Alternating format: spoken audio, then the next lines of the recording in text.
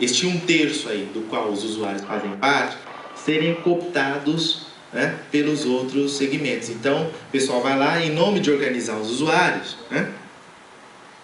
Vamos lá, tal, não sei o quê, e aí acaba falando pelos usuários e não necessariamente deixando que eles possam falar por eles mesmos, né? Eu me lembro de uma conferência que eu participei. Voltou? Só um minutinho só. Tá indo voltando, vou ver lá em cima. Tá.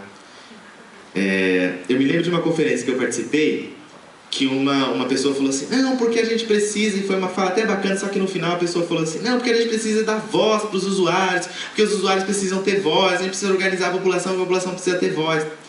Aí eu peguei o microfone e falei assim, olha, eu não sei se, eu acho que eu discordo disso.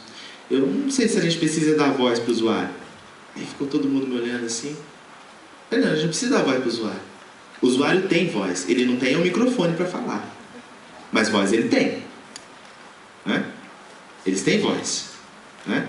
Eles não têm os mecanismos que façam a sua voz chegar aonde se deve, né? Mas voz ele tem. Por quê? Porque essa coisa de precisamos dar voz, sabe o que acaba acontecendo? A gente vira porta-voz deles, né?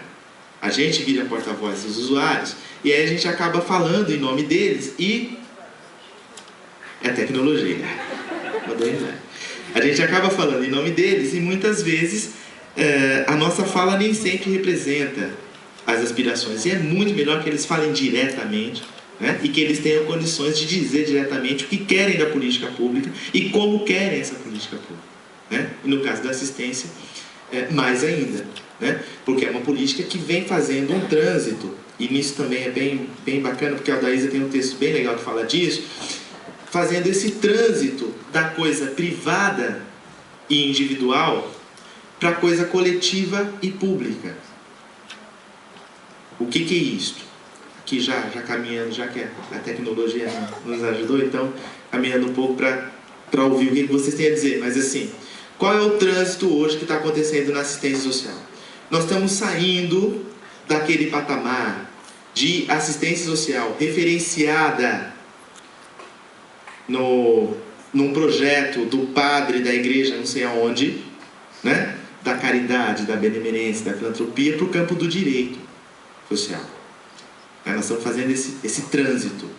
E isso não tem sido fácil, porque evidentemente, com esta história, como isso está na história, inclusive na história do Brasil, né?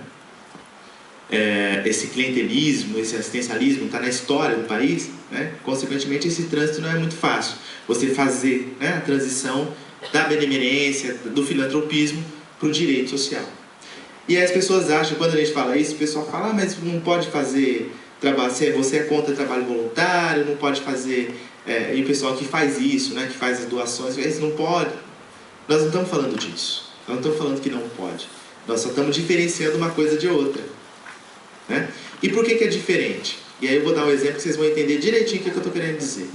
Veja só, a política pública ela tem que ter regularidade, a filantropia e a benemerência não. Então vamos imaginar o seguinte, os estudantes de serviço social da Uninove, nesse inverno, vão fazer uma campanha do agasalho. Vocês vão se juntar e vão fazer uma campanha do agasalho, vão escolher uma comunidade qualquer e vão distribuir agasalho no inverno para essa comunidade. Vocês estão fazendo uma ação filantrópica, cidadã, que é muito bacana, exercício da cidadania, ok? No inverno seguinte, os estudantes de serviço social da Uninove resolvem fazer outra coisa. Não querem mais fazer campanha do agasalho, vão fazer outra coisa. Vão fazer um evento cultural, vão fazer outra coisa. As pessoas continuaram passando frio do mesmo jeito, né? Mas a nossa vontade e o exercício, o livre-arbítrio que nós temos de exercer a nossa cidadania nos conduziu para outra coisa, né? Então, uma comunidade X, lá organizada por um padre, não sei das quantas, resolve fazer um sopão para distribuir para o pessoal na rua quando está frio. Tá, eles fazem isso numa determinada época, depois eles decidem fazer outra coisa. Mas a necessidade da pessoa continua. Então, o que eu estou querendo dizer é o seguinte, é que isto é uma ação filantrópica que é muito bacana que exista, muito bacana que a gente possa exercer nossa cidadania.